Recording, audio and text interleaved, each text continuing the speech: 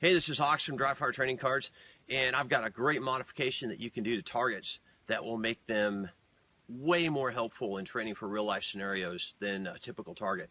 What we've got here is a humanoid target that has a face, has a firearm, and the purpose of these targets is to train you to identify threats and engage threats. But there's a problem with them. I'm going to show you what that is.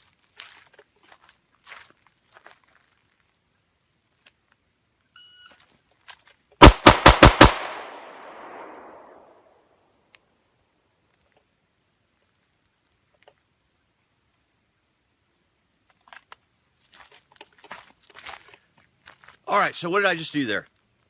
I drew and shot. Drew from concealment, got the first round on target in under a second and a half from 21 feet. Not bad. Got all 5 rounds on target. That's great. In a real life scenario, do I know anything? The answer is no, I don't. So I'm going to make a modification to this target that's going to make a big difference on the effectiveness of it. All right, so here's what I've done. What I did was I took a ball pit ball and stuck it center mass. And I stuck an outdoor ping pong ball in the middle of the head to represent a midbrain shot. And now the goal isn't to put rounds on target. The goal is to knock one of the balls out. And the difference here is considerable because on one hand, you're training to put rounds on target.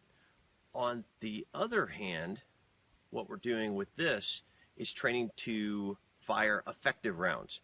The number of rounds that I fire does not matter. The only thing that matters is the effectiveness of those rounds. It may take me 10 or 15 rounds center mass or 10 or 15 rounds to the head to get the desired effect. So here we go.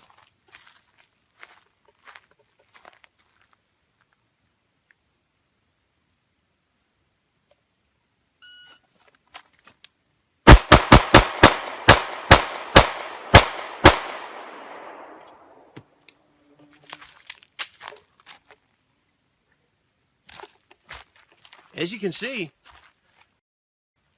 I got 10 rounds on target. It took until the 10th round to actually get the desired effect. The impact of this it is tremendous. It makes a huge difference on how you're training and the mindset of your training. You're not training to hit the target. You're training for an effect. I want to show you one more modification to this. Hold on with me a second.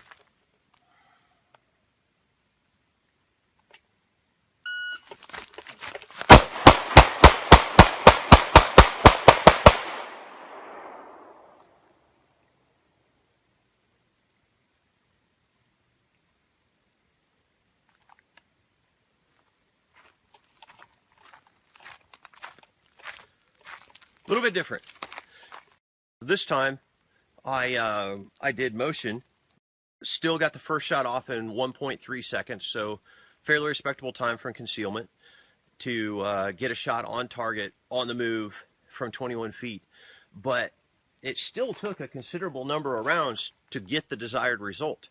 Sometimes you knock it out on the first try.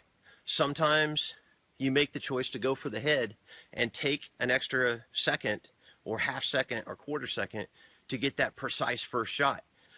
Now, all of those shots